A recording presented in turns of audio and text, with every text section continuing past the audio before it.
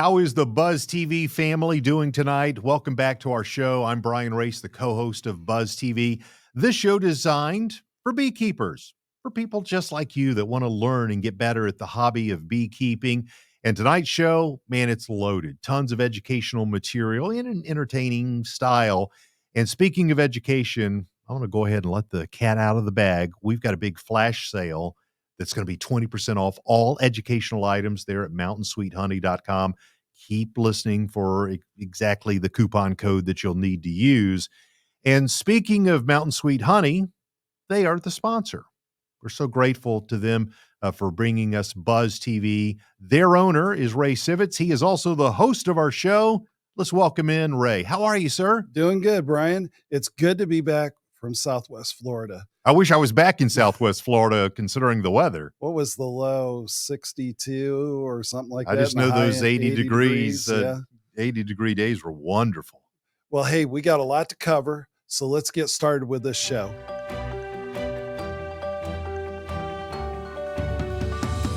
Buzz TV is all about educating beekeepers from coast to coast. Tonight, we're going to be looking at the upcoming bee shortage, not only for this year, but next year. And we're going to take a deep dive into what's driving those shortages, not only here in the United States, but in Canada. Then we're going to move on to our hurricane relief in Fort Myers, Florida, where we visit Pine Island and meet Uriia Underhill. And this is a picture of her being interviewed by Fox 4 there in Fort Myers. Right after we got done through interviewing her, Fox 4 came in and did a really good interview, and we hope to share that with you also. We also are going to be welcoming John Caron with Pierco. He's going to be talking about some of his products. And last but not least, the Ask Ray segment that you ask questions to me. And if you have questions, please send them to us on YouTube. You can just put a comment out there, and if we don't answer it tonight, we'll definitely answer it on our next broadcast. So with that, let's talk about our flash sale.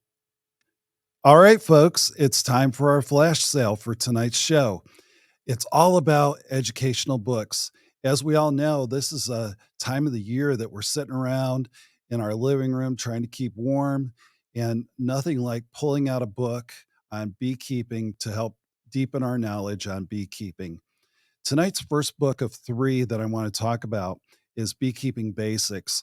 Beekeeping Basics is put out by Penn State University, and this is a staple that we use in every one of our beekeeping classes, and it almost follows our beekeeping classes to the T.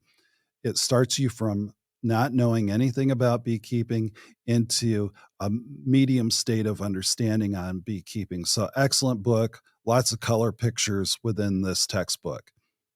Now, the next one is Mini Meadows.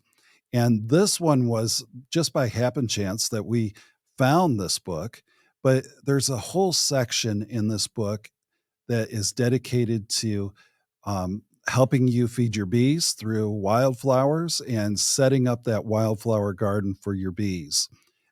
Full of color. It's a hardcover book. Excellent book completely on that there. Now, the final one is one that we get questions on every day, and that is, how do I find my queen? And it's all about training your eyes on how to find the queen. And this one here, this book is all about helping train your eyes how to find the queen. And it's a hardcover book and lots of color pictures. And it's kind of like Finding Waldo, but it's finding the queen in this book here. Now, how do you get this discount? First of all, you can use the QR code on the bottom right-hand side and use coupon code BuzzTV when you check out, and that will give you a 20% off all of our education books. Like I said, this is just 3 books out of, I guess, a dozen or so books that we carry. They're all good, but I just wanted to highlight 3 of these books for you all this evening. January is a very important month for beekeepers and your bee colony.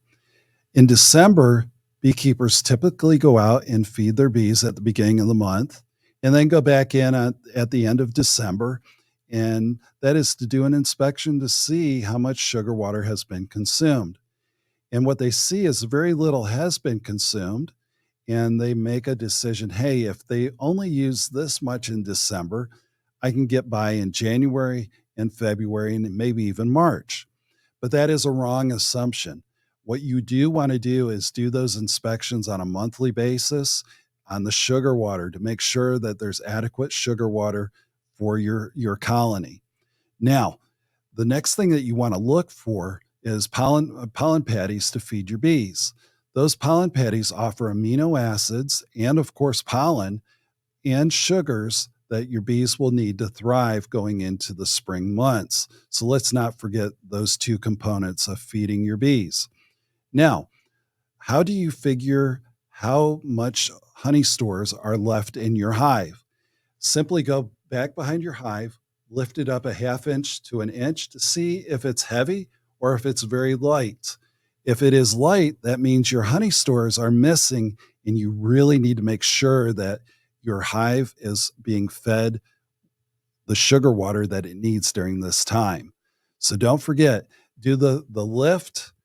And if it's light, that means you got to really feed hard. If it's heavy, then that means it's okay. There's plenty of honey stores to get you through the winter months.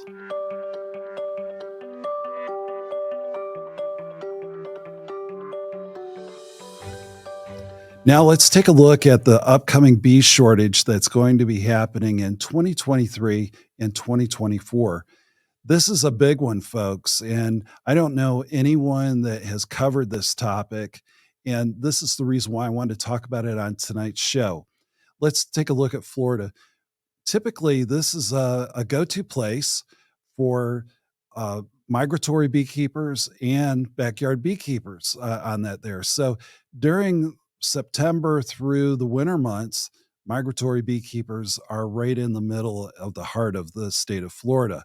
Now, when we look at Florida, Florida is the fourth largest honey producing state in the nation. And when we look at Florida in particularly, there's 5,000 beekeepers managing roughly 700,000 colonies, and that's coming from the Florida Department of Agriculture and the University of Florida. Now, when we look at what happened after Ian, the initial number was 300,000 from the Florida Department of Agriculture, but that has been moved up just recently to 380,000 colonies lost. So when we're looking at that 380,000 hives that are lost, that does not include the migratory beekeepers that go into the state of Florida in August and September and overwinter through to January, say.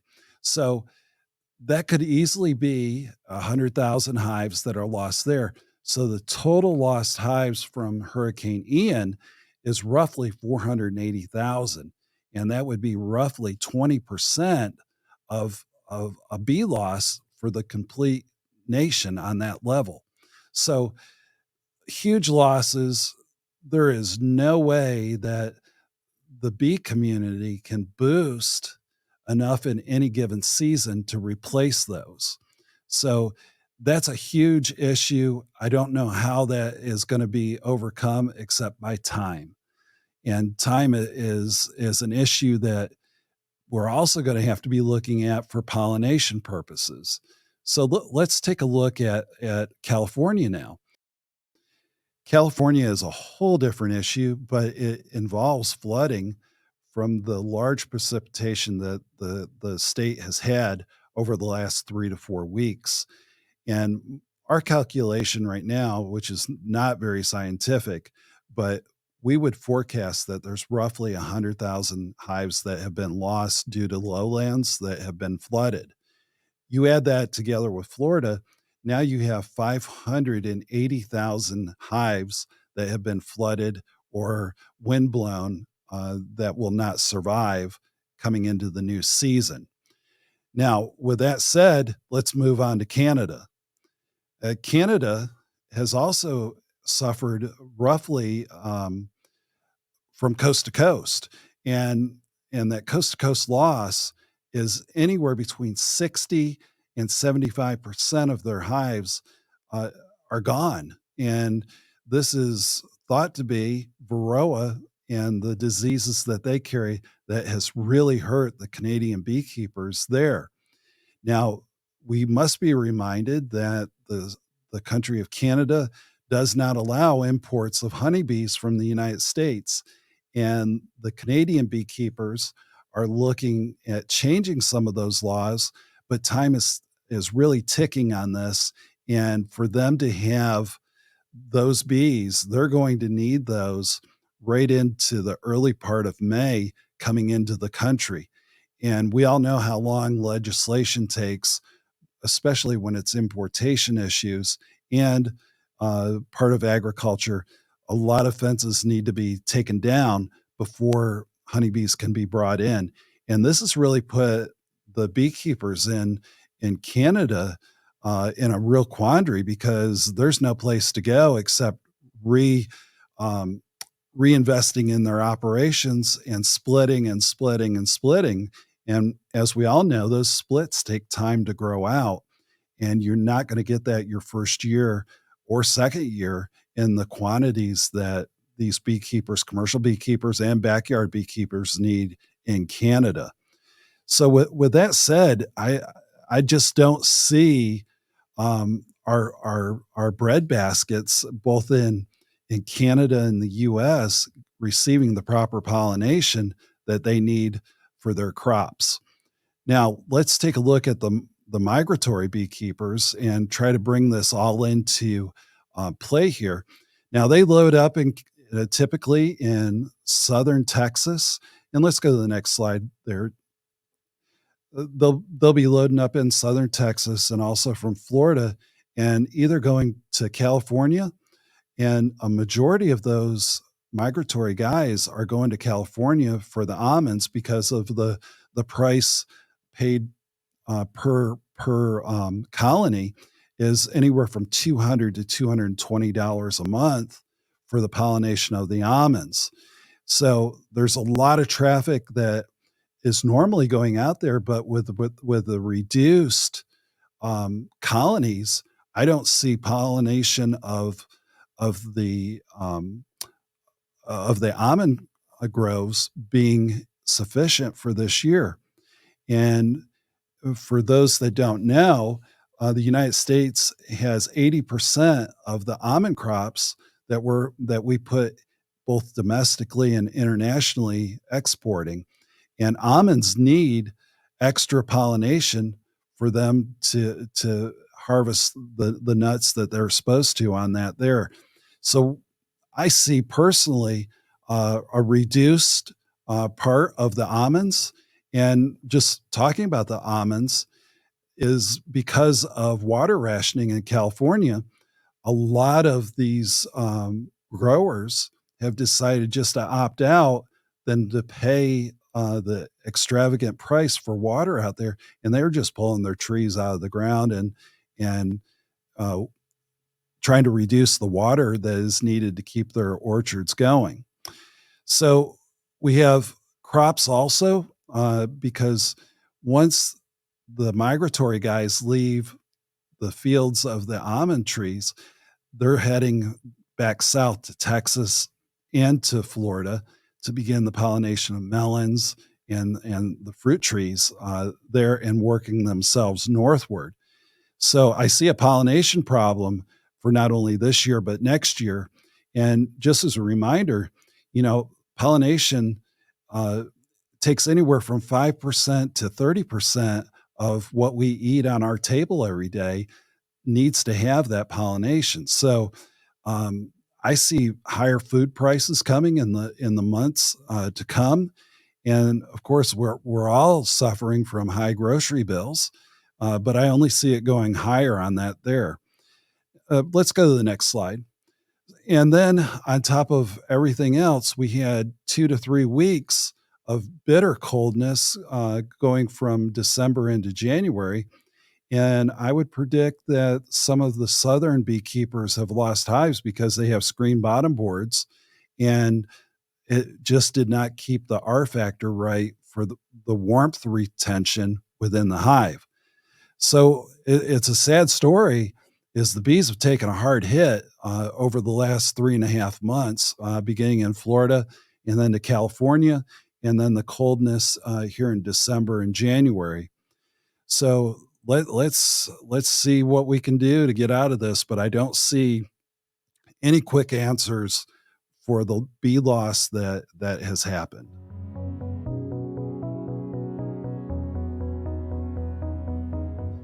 Folks, I wanted to share with you the experience that Brian and I had going to Florida.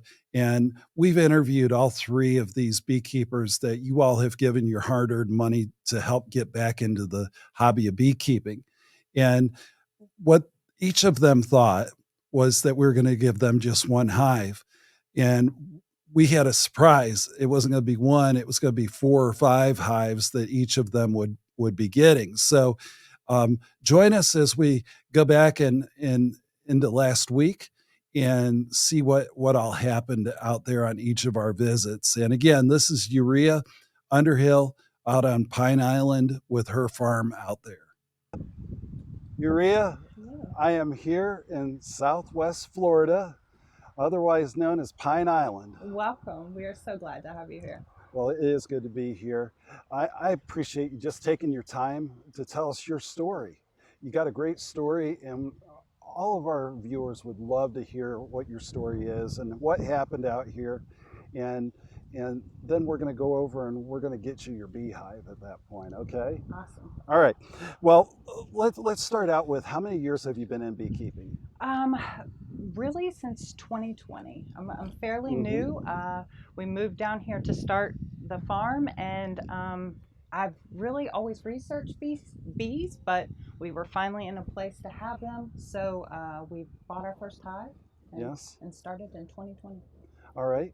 And was that when you got here that you started? Yeah. Okay. We moved here August of 20, and whenever your first shipment came out, that is when the middle of March. Yep. The middle of March. Okay. So I think you guys had actually had a little bit of a cold season, and we were a little bit delayed. 2 years ago, yes. You are exactly right. And 2 years ago, it was a 2-week delay. It was, and I was hanging on and hoping they were good up there because you guys had quite the cold snap. Well, we appreciate your business there. Now, you took that one hive and then you made several more. Yes. The first hive I had for about a year because that was the recommendation to wait it out. I made a split, and it was funny. Sometime in between there, it was like people were calling and come check out this, and hey, come over here and look at this, and hey, I have a water meter that has bees in it. And it just like, they found me. And since then I got the bee and ordered more, and it's been. And how many hives did you end up with? We were at about 22. 22 hives. Yes. And that was mostly to pollinate here at the farm, am I correct? It was, yes. And what kind of crops are you starting to grow out here? Well, the main crop is designer mangoes. Bees don't typically pollinate those. However, we are sitting inside the food forest, which has a collection of other tropical fruits, as well as neighboring farms in the area as well.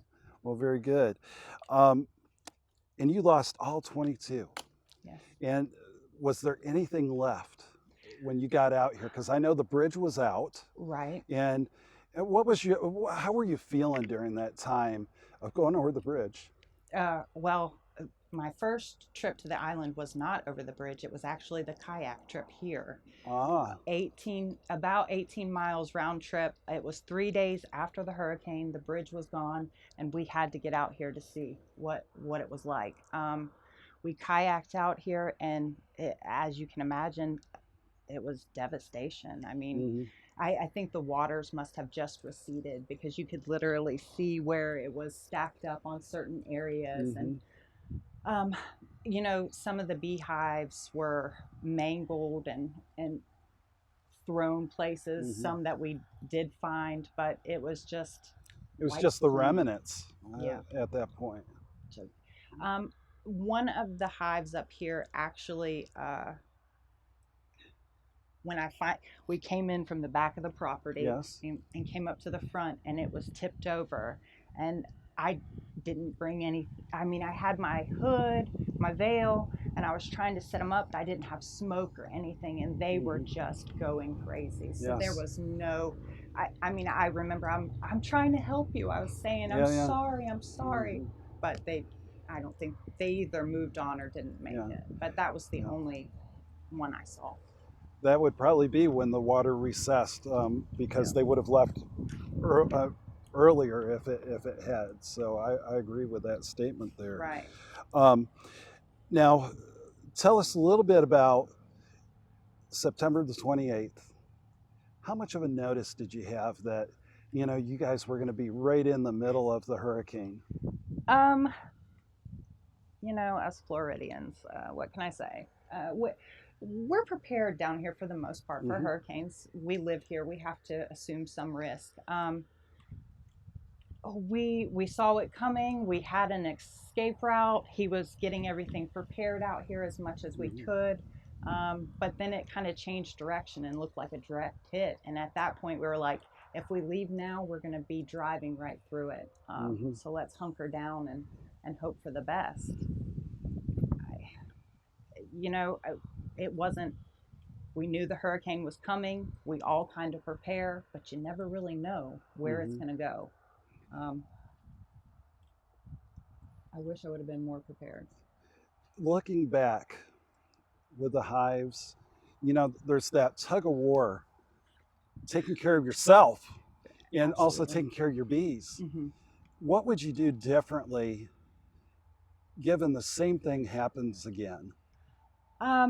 Being versed in emergency response and those type of protocols, I definitely have laid out processes for myself in the future.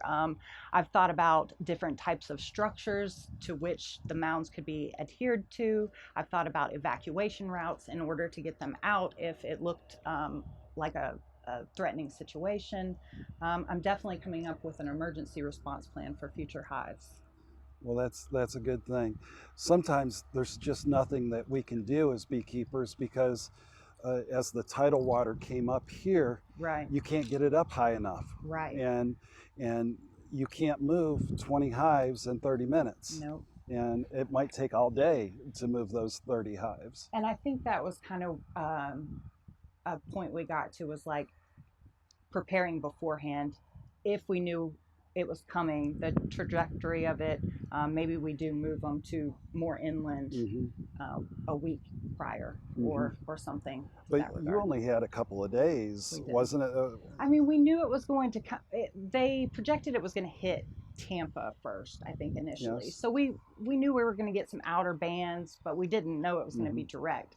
However, you've got to assume the worst, right? Like, it's coming that close. It's a hurricane, and that sucker was bigger than the whole state of Florida. So we all knew at that point we were in for it. Yeah. Now, your preparedness, you got the notice. It's coming in, and it's coming in fast. And what happened with you and your husband? What were some of the decisions that you had to make at that point? Because you had the farm out here. You live inland. Right. Of course, our main focus was this. This has been our dream, our goal for 10 plus years. Obviously, he is worried about the trees, and he's coming out here and staking them up as much as possible. Afterwards, it was really the sodium content of the water and them being affected by that. So him coming out here and just making sure and rinsing them down and making sure they're propped up and the dirt is appropriate. I mean, there's just so many different things that we did beforehand, but sometimes it's not enough. Now, I'm glad you brought up the sodium content. What are some of the challenges that you're facing here on your farm with this tidal wave that came through and it set here for a while? I wish I would have been here to see exactly what would have happened, of course. Was it the water that affected them? Was it the wind? We obviously had the hive strapped down, but what is that going to do? Yeah. Then, I only had them on cinder blocks raised up a little bit. So if they had been a little bit higher, there was a pretty safe wind buffer medium at the bottom where it didn't seem like things that under 3 feet didn't get hit as hard by the wind, but then the water. Yeah. So thankfully this parcel is a little bit higher. North of the island is a little bit higher. So I think just working off your setting and trying to. So Uriia, Yes. with the salt water that has come in, and what was it for about a 24-hour period or 48 hours? I think the salt was our major concern afterwards because the flood waters had gotten so high. The south of the island, I mean, their garages were under. Yes. So the settling of it, you could literally see the sodium residue on stuff once the water was gone. And then it was so dry and we didn't have any rain. I would venture to say it might have been a couple weeks that we were kind of in a holding period, just worried that the sodium was too much for a lot of. Now with the sodium, the only part that you really had a negative part on is getting it on the leaves of your various crops. Well, the roots. We were worried about the roots too. Okay. Because of the water level and how long it sat. We were worried about root rot as well. Yes. So the sodium, it was a trifecta, wasn't it?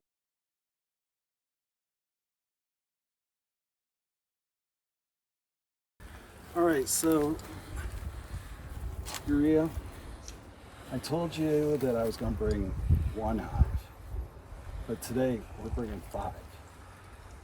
Come on over.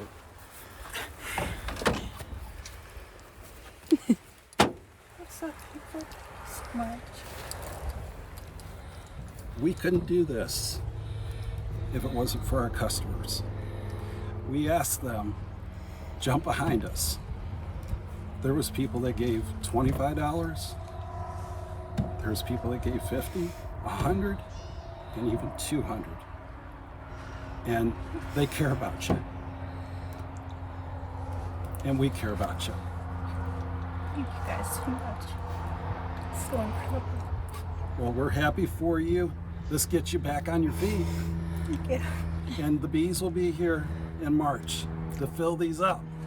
All right? Yeah. Thank you so much. Thank you all so much. Well, very good. Uriia, what are you feeling, babe? Oh my gosh, it's just so incredible. It's a mission. The bees are a mission to the world. It's such a bigger calling than just what is here. For all the farmers, for the ecosystem on Pine Island, the bees are a big part of that, and I'm glad to help out in any way I can and be of service. This was your 10-year dream, you said. Oh, it's incredible to have this and to see it become what it has. It's definitely like a baby and a dream to us, and we hope that it gives back to everyone as much as it has for us. Folks, if that wasn't enough, Fox 4 News out of Fort Myers and their evening news anchor, Nadine Yaris, was there recording a lot of what we were doing for our interview and then also doing side shoots. So what happened is we thought that it was just going to be on the 5 and 6 o'clock news hour, but it also was added the 10 o'clock news hour. I should say Nadine was beyond excited to be covering this story as they're trying to show people that are in the Fort Myers area are recovering. And this is a big news item for them that in their news station of promoting the rebound there in Fort Myers. Brian, let's run that clip. Well, backyard beekeepers across Southwest Florida are getting a surprise. This all thanks to a company in Georgia concerned about the bee population wiped out in our state. Entomologists at the University of Florida estimate that Hurricane Ian destroyed 380,000 bee colonies in our state. That equals to about a 15% loss of the nation's bee population. Many of those bees right here in Southwest Florida. That's why CEO Ray Sivitz with Georgia's Mountain Sweet Honey Company is here for the next 2 days, surprising backyard beekeepers with new hives to bring their bees back. Fox 4 cameras there as he surprised Uriia Underhill at Get Amazing Farm on Pine Island today. In tears, as the 5 hives delivered will now bring her back to 100% within 2 years. It's just so incredible. It's a mission. The bees are a mission to the world. It's such a bigger calling than just what is here. For all the farmers, for the ecosystem on Pine Island, the bees are a big part of that, and I'm glad to help out in any way I can and be of service. And the surprises didn't end there. Ray and his company actually are helping 3 Southwest Florida beekeepers. This is video with Ray delivering 5 hives to a Sanibel beekeeper this morning who also lost all of his bees. And then tomorrow they'll head over to donate another 5 hives to a beekeeper in Northport. Brian, this was a life-changing trip going down to Southwest Florida for the 3 days that we were there. We left, 5 a.m. bright and early Monday morning. Yep. And my life changed in Warner Robins, my first time at Buc-ee's. I mean, that was something, just to see what did we counted, like 25 ice machines and 80 I gas thought pumps I was or more. On the National Lampoon Christmas Vacation one there with you coming out. You were there in the moment. It was something. So we're heading down 75, of course, to take a load of beehives and equipment to those that were impacted by Hurricane Ian. We had a full bed on the back of my 3500 Chevy Silverado filled to the gills. We had our camera equipment in the back seat, and what little luggage we brought, it filled everything up. We were filled to the gills going down. And then as we got closer to the devastated area, we started to notice signs that had been twisted up, these metal signs. And then all of a sudden, well, those metal signs, Brian, those are DOT major signs that say, get off this exit to, say, Fort Myers. And they were just twisted, or a twist and a half. And these are major steel beams that were just turned around. That was our first sign that something had happened. As we got closer, we started seeing all these blue roofs in the distance. And I think we've got a picture here. Let me pull that up. Describe what we're looking at. Well, these roofs have been compromised, and they were leaking some water, a lot of water. And part of the relief operation is getting these tarps out to these homeowners so that they can have a dry space to live. And this is all over the area. This isn't just the neighborhood you're seeing in the photograph. This was neighborhood after neighborhood. And then when we got onto the islands there on the Gulf Coast, everybody seemed to have one of these blue roofs. Yes. And, it's amazing. We have some amazing stories from Brad McKenzie that we're going to talk about out on Sanibel Island. We're going to be talking to Sean Gubati up at Northport, Florida. But Brian, when we rolled in to the hotel that night, we saw a command center being well used, the whole lobby. And it was these red t-shirted guys, and on the back it said Army Corps of Engineers. And I didn't want to interrupt them because, man, it was a command center, and they were yelling back and forth and talking to each other on something. But I didn't find out until the next morning as we were checking out, and the elevator stopped at the next floor going down. And one of these red t-shirted guys jumped in, and I said, well, what are you guys doing? And he said, working. And I said, well, what are you working on? And he told me these big dump trucks, and dump trucks isn't a proper word.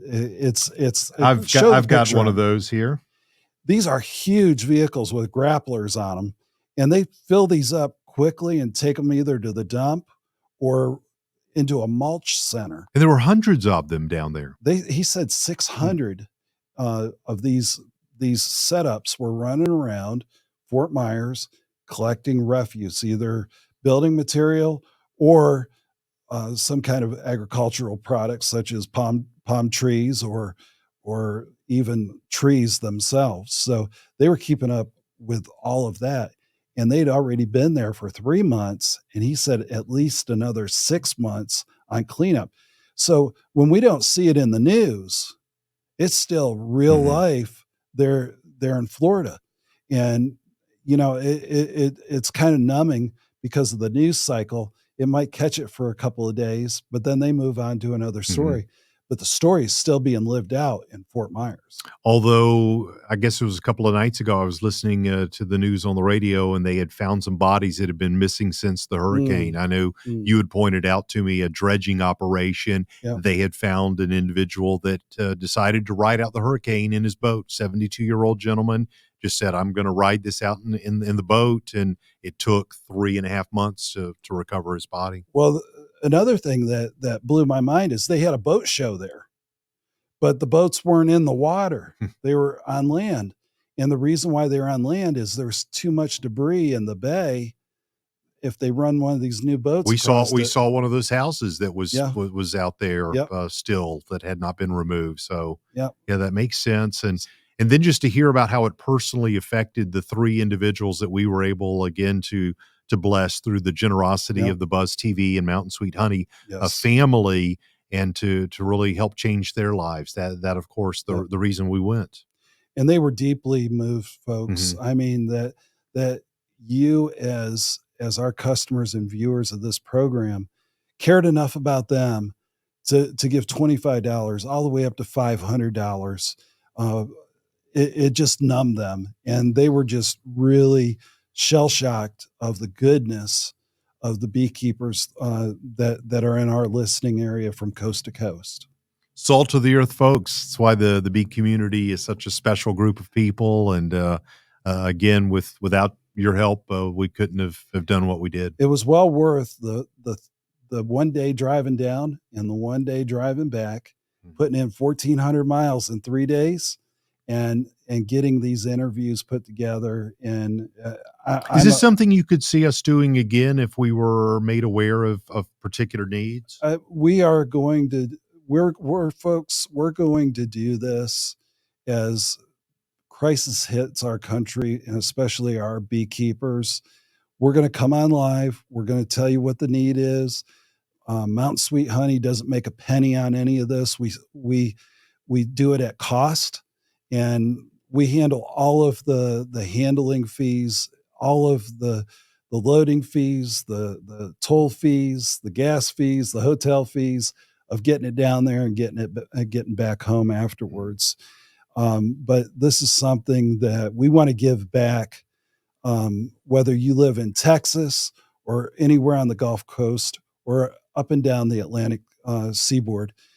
We want to be there for you as beekeepers, or even if it's a tornado that comes through, Brian, just let us know. Yeah. I mean, obviously something like a hurricane, everybody knows about it. There may be a situation you are aware of that impacted a fellow beekeeper. Don't hesitate to reach out. Buzz TV at mountainsweethoney.com. That's correct. Buzz TV at mountainsweethoney.com. We can't help if we don't know about it. Well, Brian, we're 2 better men for this trip. Well, next time, bring a cameraman that remembers to hit record every time. Gotcha. All right, folks, let's see what we got here next. We got John Caron with Pierco, and let's go to him now.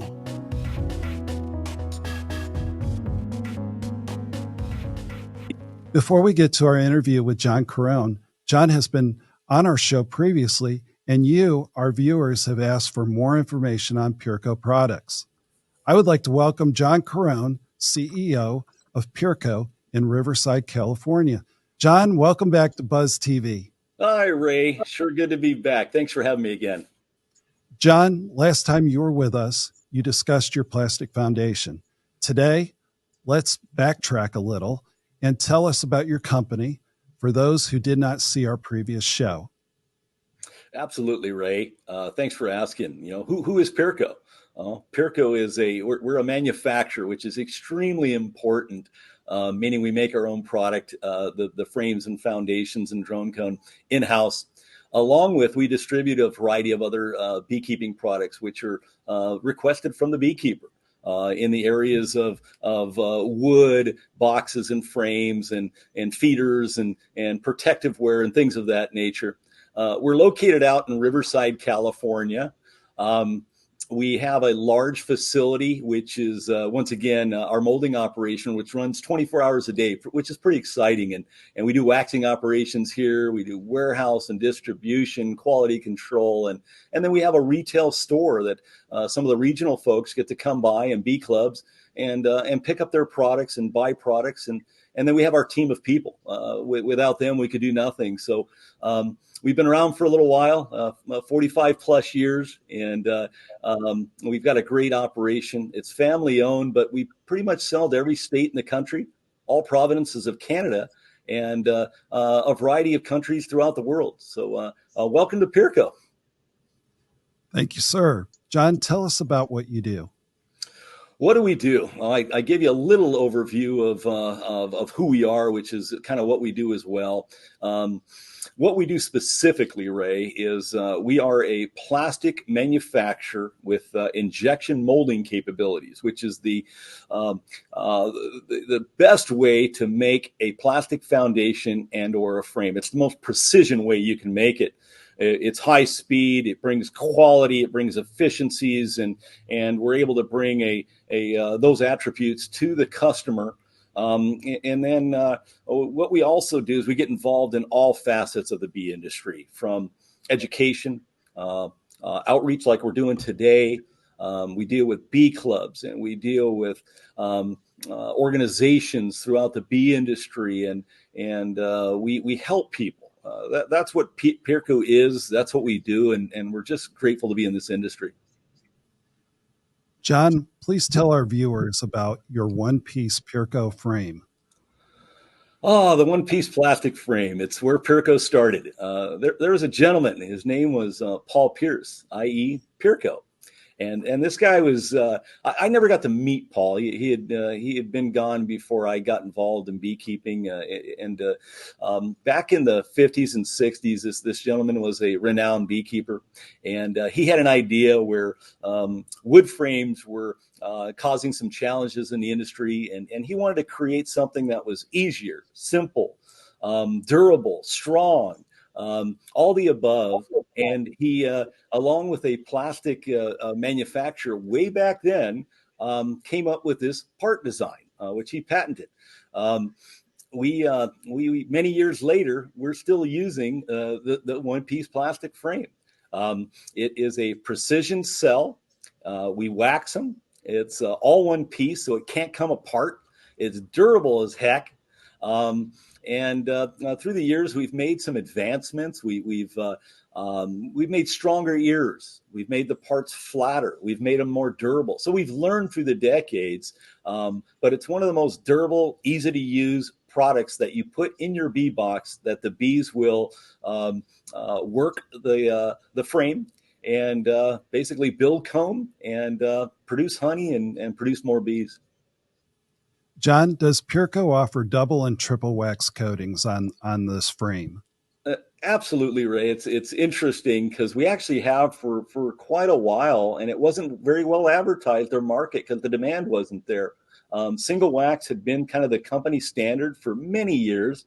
And in the last 5 or 6 years, primarily, maybe a little longer, people started saying, hey, I require more wax. I have to do it myself. Is that something you can provide? And we're like, well, yeah, all you have to do is ask, and maybe we need to ask as well. But the double wax is exactly that. We are known for putting a good amount of single wax. And when we say double, we actually have a metering process and a weight process to warrant putting double the amount of wax. Same thing going on for triple. By doing so, the bee is that much more comfortable to work in the foundation. The exact specifications of that cell, the depth, the wall dimensions, the precision of that, along with a good coating of wax, and good wax being capping wax, domestic wax. The bees love it. They work it, and we get a lot of feedback from our customers that we're doing something right. Well, from my personal experience, I've seen my bees draw out double and triple wax frames far quicker than single wax applications. And, I've also seen foreign shipped in products that don't have even a slight coat of wax. And of course, the bees reject that. And I am very happy to say I've never experienced that with Pierco products. No, we've learned through the years that quality is extremely important, and that's why we like to. That's why I'm grateful we're a manufacturer. We don't do anything else other than beekeeping, other than Pierco. We're not a custom molder. We don't farm other things in like some others out there. All our focus is on our manufacturing facility, our quality in the area of how we make a part, and how we apply the right wax. And what we have found through the years is if you put the right wax, which is, we use a domestic clean capping wax and a good amount of it, and it's not cheap. It costs Yep. money to do those kind of things. Quality is we're not the cheapest guy in town, but we're the highest quality in town. And people, it's important for the bees, it's important for the customer, it's important for the industry. And I really love picking up one of those frames and smelling the real fresh scent of newly melted hot wax on it. It just smells so great. And that's a quality control thing that we do every time we get a load in from anybody is, hey, does it smell like wax? Is so critical. We don't put any additives in there. We don't buy paraffin wax. We don't bring things in from overseas. What we do is we through the years, we've developed very good relationships with a few selected wax suppliers, and we know who they are. They know who we are. We go back to them routinely, and we have a good quality control system and supplier base of who we get our wax from, how we get our wax, and then we put the proper amount in, and we like it as much as the bees. Can you share with us, John, where you are headed as a company? Yeah, we've got a lot of work, as you know, Ray. We're constantly trying to bring further education, further products, further innovation to the industry, and we're grateful to be part of that. We've brought in some additional feeders, we brought in some additional supplements and feeds, and things of that nature, which we can talk about further. And then in addition, we're coming into the show circuit, the trade show circuit, and there's a lot of education there.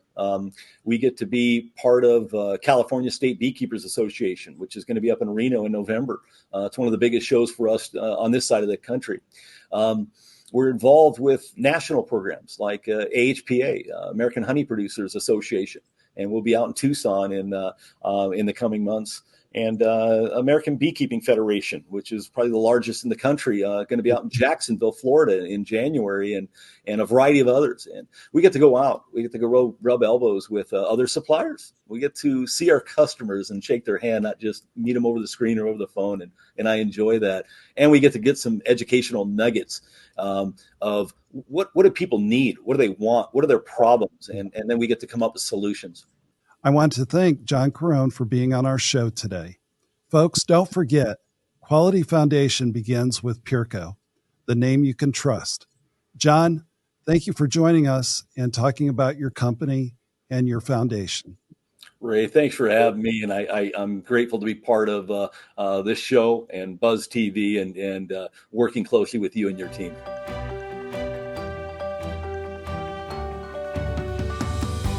Folks, one of the things that I have found with talking with our beekeepers in Florida and also hearing about the devastation beekeepers are having out in California is where flooding is the major culprit of colony loss within Florida and also California.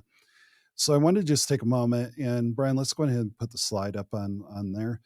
Now, a lot of times when we look at flood zones, maybe we don't even look for flood zones.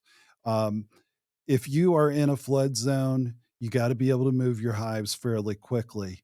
And moving hives, as we all know, can be very, very time consuming, if not difficult on top of that.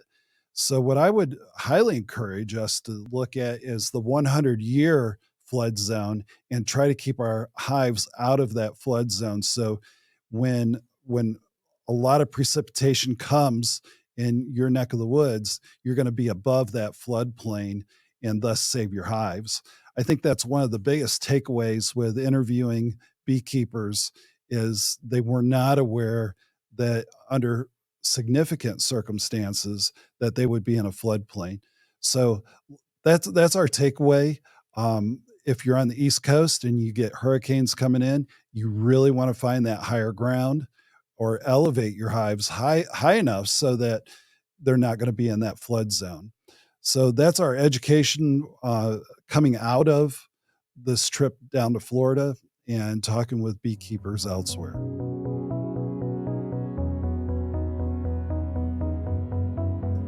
Now let's talk about our 2023 bee season update.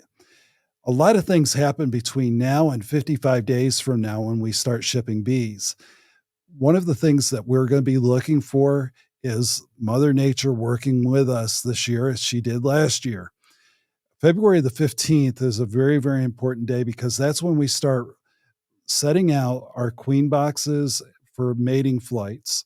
And these yards can be anywhere from 500 to 1,000 queens in a mating yard. And if there's temperatures that go under 45 degrees, there's a very, very good chance that these queens will die along with their small colony that's keeping the queen fed during this time.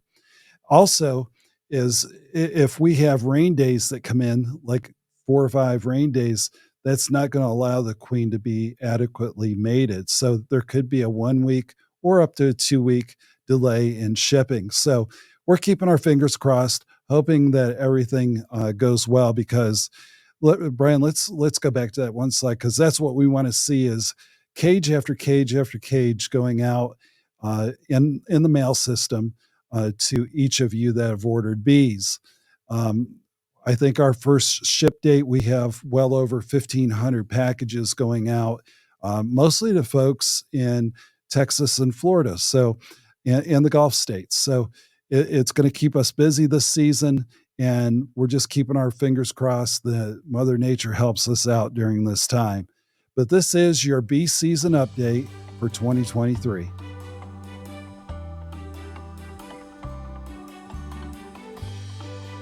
Man, the show is flying by tonight, and we've arrived at what I've said on many occasions. Ray is my favorite segment, the Ask Ray segment. People have been leaving comments there on Facebook, on YouTube. By the way, remember to subscribe and hit that little notification bell so that future episodes, when they're made available, you'll be notified. And I just enjoy this segment. This is, as a new beekeeper, a chance for me to learn and a chance to answer everybody's questions. Our first one out of Bangor, Maine, John says, when should I have my bee package shipped to me? Well, John, what I would say is every climatic zone has a different shipping time to it. You might have a lot warmer temperature before you get 100 miles inland there in Maine. But the thing that you have to remember is this package will be going through very deep freezing weather as it goes through Knoxville and up through the Appalachian Mountains. So just because you have good weather the first week of April doesn't mean that those bees will stay in very nice warm weather on the way there. So what I would recommend is that you get a date such as the first week of May, last week of April, and you would do very, very well with those 2 dates. Very cool. Thank you, John, for checking in. Our next question from Rich. He's in Jacksonville, Florida. And what is the best bee? So I guess he's talking about the type of bee. What is the best type of bee to purchase as a new beekeeper? Well, hands down, Italian honeybees are the best starter bee, as well as somebody that has been in it for 30 years. The Italian bees are the most docile bees that are out there and easy to manipulate the hive, inspect the hive, and Italian bees by far are the best one to start with. And what's on the opposite end of the spectrum? What are is the bee that you really the more would say? aggressive would be your Russian hybrids or your Carniolans. All right, so stick with the Italians. Yes. You can't go wrong. There you go, Rich. Now Anna is in Selma. Okay. They, Selma, of course, Alabama. Selma, Alabama. Of Okay. course, they had some bad tornadoes recently, so that's sort of an example of, if you know people that were impacted as beekeepers, reach out to us. But her question today, and again, this is Anna. What is the best age for a child to learn beekeeping? Anna, what I would say is the best age is when a child understands the command of the parent. If the parent says stop, the child must be able to stop at that point. As we all know, dealing with bees, you will get stung. And it's just important that children understand, first of all, they have the motor skills with their fingers and that they can take instruction. And that can be as early as a 5 or 6-year-old or as late as a 10-year-old getting started into beekeeping. And there's every state association has a child's beekeeping club. So there's plenty of those clubs on the state level. So the temperament of the child, the obedience level of the child, the maturity level, all of those things should be factored in. I hope you will be able to do that, Anna. And the final question, let me see where this one is from, Saratoga, New York. I think there's a racetrack up in that neck of the woods. Yeah, that's where the horses run, if I remember right. Well, Rusty, when he's not down at the track, wants to know what color should I paint my hive? Oh, that's a good question. First of all, when we paint a hive, it's with 2 to 3 coats of latex exterior, 10-year minimum warranty on the paint. And you want to do 2 to 3 coats on that. Now, you do not want to ever use dark colors because that sucks in the heat during the hot summer days. So if your favorite football team has black as a part of their color, you don't want to put that. Or a dark red. You know, any of the dark colors, like a navy blue for Michigan, you wouldn't want to use that either.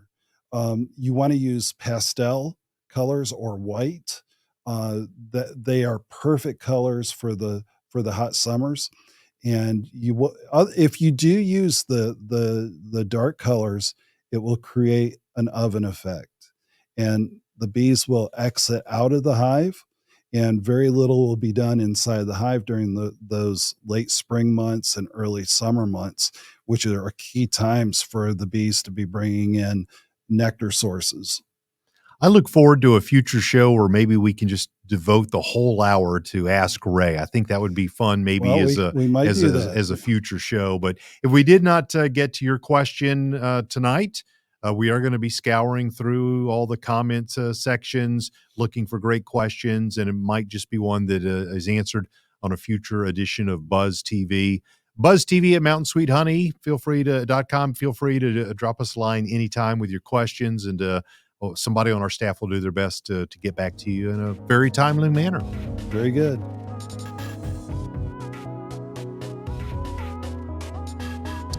All right, folks, it's time for our flash sale for tonight's show.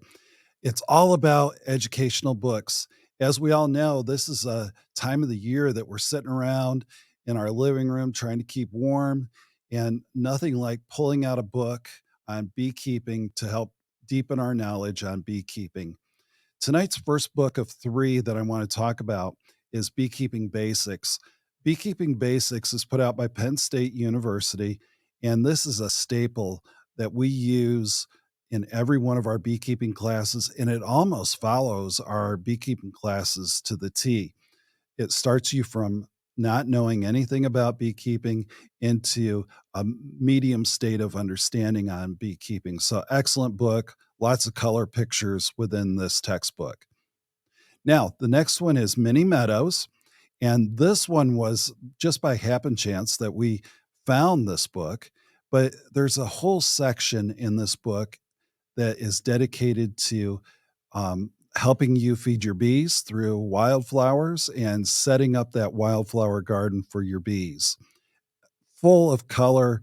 It's a hardcover book. Excellent book completely on that there.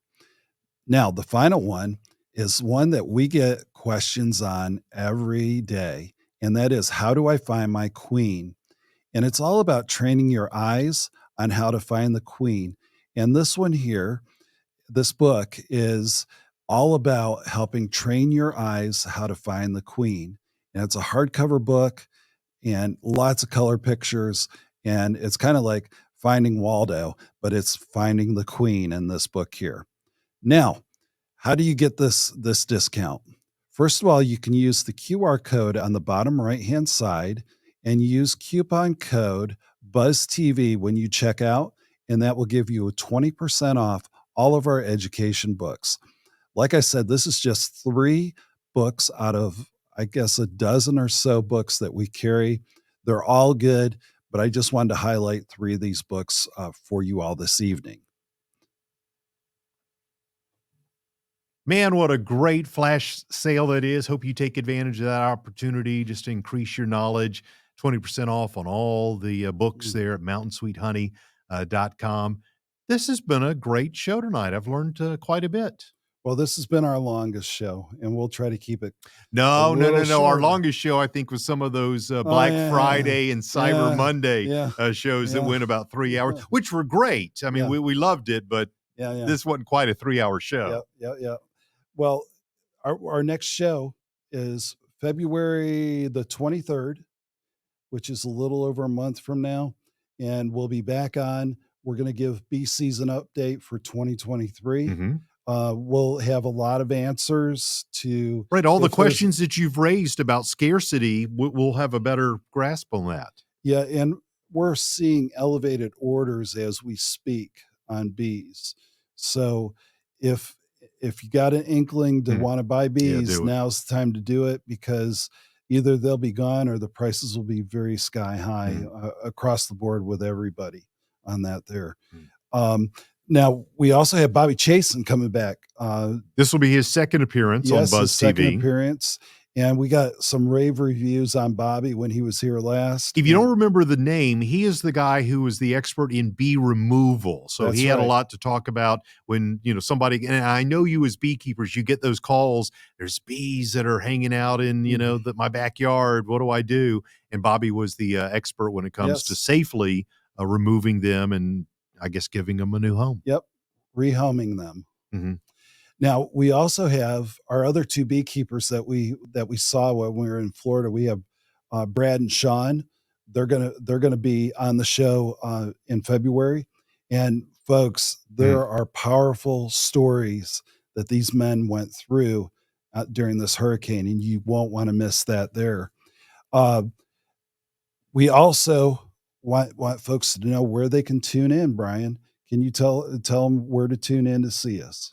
You can always watch us wherever you're actually watching us, but you might be interested to know that we are on YouTube at the Mountain Sweet Honey YouTube channel. We're also on Facebook. Again, the channel, the page for Mountain Sweet Honey.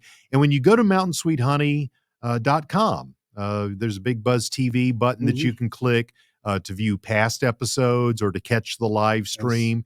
And would you do us a favor and just share with 1 or 2 people this program? Let them know about Buzz TV. Somebody would really be interested in spending an hour and a half with a couple of friends learning about this great hobby.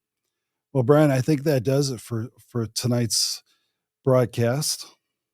Can't wait till the next one. All right, folks. We'll see you then. Bye.